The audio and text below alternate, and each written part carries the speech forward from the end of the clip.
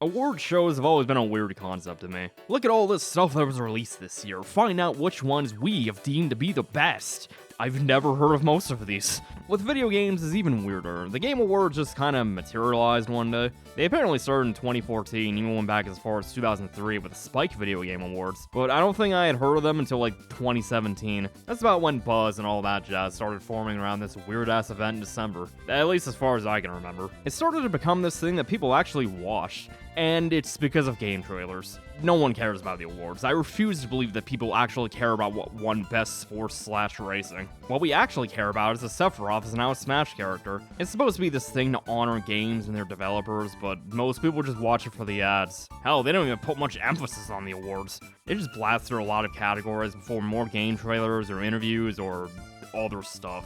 I love this enthusiasm, Animal, so I have to ask, what do you want to play? Do you have a certain game, or?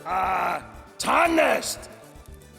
Elden Ring? Is that what you said? Yeah. I didn't imagine you being a Soulsborne player.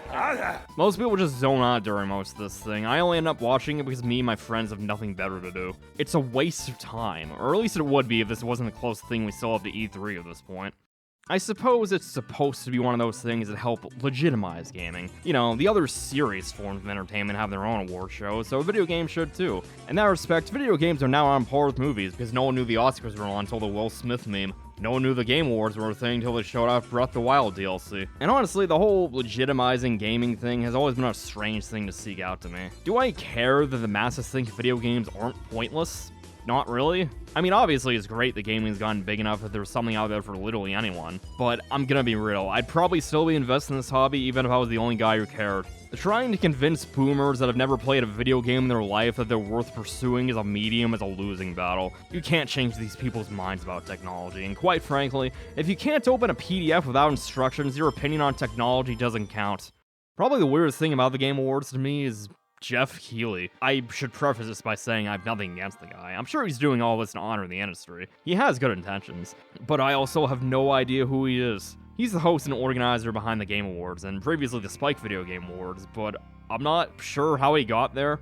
As far as I can tell, he's a games journalist that used to work for GameSpot, and he made some documentaries about the development of video games. That's cool. But why does he get to be in charge of this kind of thing? He has a lot of influence for only really being known for the Game Awards and not much else. There's also a committee behind the scenes that vote on stuff, but we don't know who they are beyond journalists from these news outlets. How they pick nominees, though, is anyone's guess. They also let fans vote for the winners, which is pretty cool. Until I realized that the fan vote only counts for 10%, and it makes you question why they even run a poll to begin with. Like, if you're gonna tell everyone, vote for your favorites and not actually give us any real influence, then why bother?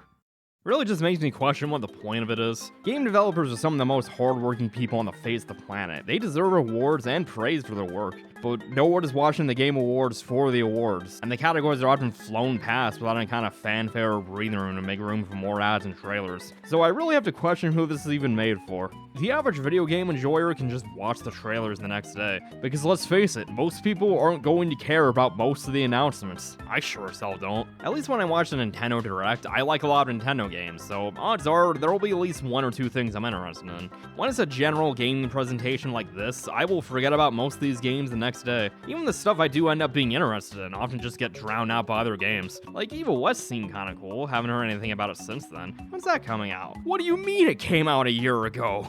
It also doesn't help that a lot of trailers don't show gameplay, so it ends up being really hard for me to actually care unless it's something I'm interested in on name alone. The Game Awards is far from the only one guilty of doing this. It's more the whole industry in general. But when 3 hours of this stuff is shoved down your throat, it's just tiring. The Game Awards aren't made for the publishers either, since they can just drop trailers on their YouTube channel with no warnings and don't generate the same amount of attention. Maybe even more, since they often won't get drowned out by other announcements. It's kind of the reason why E3 is going under. It's cheaper to not announce something during a big event like this, and people will still talk about it.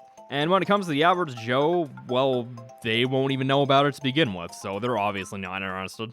It's so weird because millions of people tune into this thing every year and no one likes it.